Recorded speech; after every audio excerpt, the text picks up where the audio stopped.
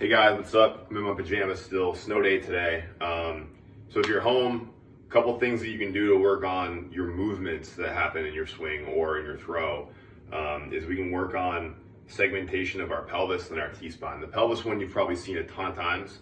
The T-spine one might be a little bit different than something you've seen in the past. So in order to work on my pelvis, all I'm gonna do is I'm gonna keep my chest facing forward and I'm gonna try to get my pelvis to go side to side like that without moving my chest. You'll see when I do this, there's minimal rotation of my chest with my pelvis. It's my ability to move one thing and not the other. This is really important because when we're looking at kinematic sequences of hitters and throwers, what we see generally is that when one thing starts accelerating, the next thing stops. So we need to make sure that or maybe not stops, but slows up significantly.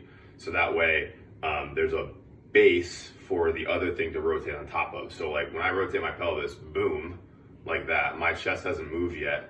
And my next move in my swing is to rotate my chest, and that my chest is catching up to my pelvis. So we don't see hitters that are really good, or generally we don't see hitters that are really good getting their belly button to still be ahead of their chest, like when they're at contact. Now it happens sometimes, but generally that hitter is really unbalanced. They're not able to accelerate the barrel very well.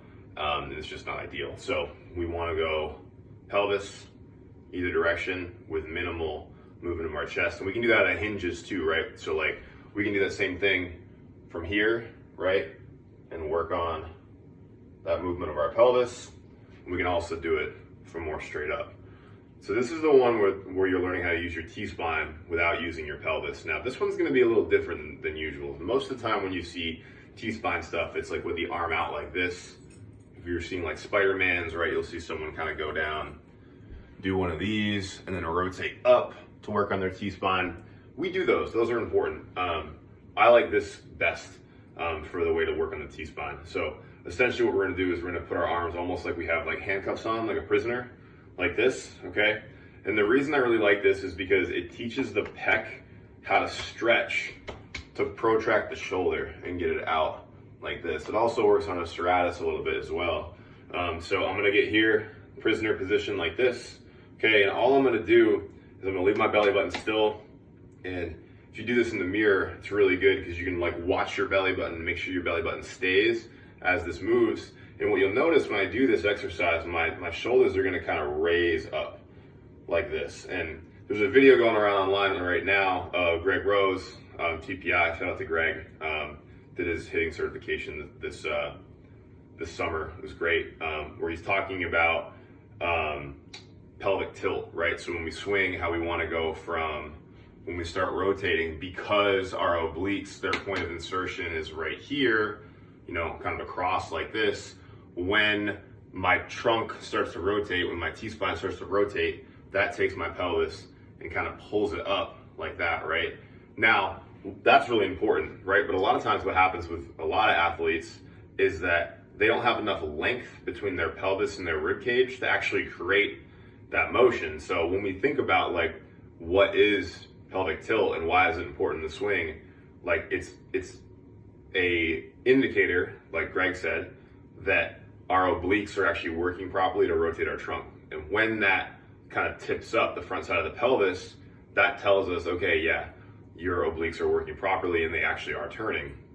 But if I'm really compressed, so let's say my shoulders are like way down here and my rib cage is stacked right on top of my pelvis, I'm not gonna be able to, in rotation, I'm not gonna be able to stretch my hips away from my trunk far enough to create tension in such a way where my pelvis actually will tip up. So this exercise teaches us how to rotate our T-spine and create length at the same time. So prisoner position just like this. I'm gonna leave my belly button still. I'll do it from two sides, okay? So watch my chest and my belly button the first time. So you'll notice that my head stays pretty still, my belly button stays pretty still. I'm rotating my chest as far as I can, and I'm moving my arms.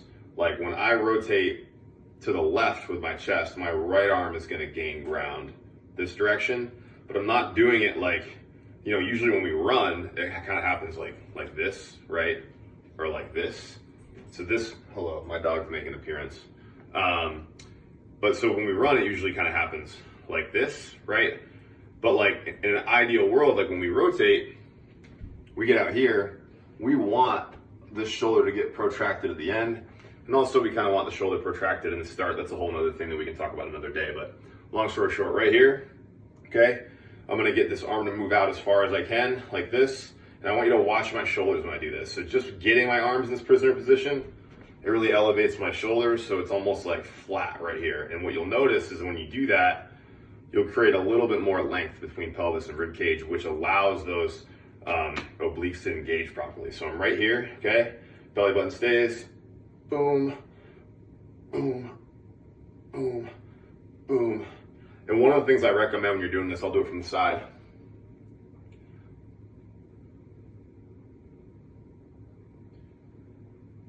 So like I'm gonna try to talk when I'm doing it, and you can hear that it's kind of hard for me to breathe because it actually like really puts a lot of tension on those muscles. What I recommend is that like set like a timer for like 4 minutes and just try to do that for like 4 minutes straight. Hold that belly button straight and try to get that chest to rotate without moving the belly button, and you'll feel those muscles in your core really engaged. And the reason that I like this version of it much more than like one, like what you could probably do it with your arms out like this, and I see some people doing things of this nature sometimes. Like you go here and just be like, okay, cool, that's fine. But the reality is, in order to do that, I don't have to elevate. And when I get my arms in this kind of like prisoner position and protract my shoulders, it creates length in my lateral lines. And as a result, when I create that length, that opens up my ability to use everything else. So like we see hitters all the time that are like not really connected, meaning that like when one part of their body moves, another one like kind of doesn't. And a lot of times when that's the case, it's because athletes are really compressed. You know, gravity pushes on you all the time, and maybe the way that your gait mechanics are working, you're kind of like banging into the ground like this, or like this rather. And as a result, like what that does is it takes your rib cage and just kind of like bounces it like that up and down, and it gets closer and closer to our pelvis, which takes those muscles and it makes them shorter.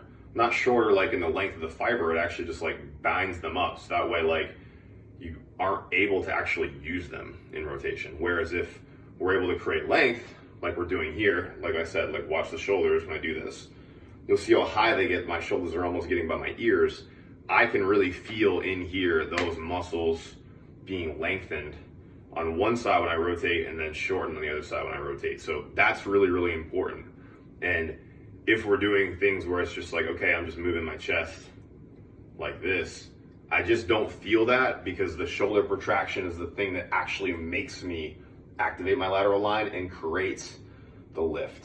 So when we go prisoner like this, instead of going like this, we get much better results. So that's what I would say. Like if you're sitting around and you're like, hey, what can I do today that's gonna help me in baseball or softball?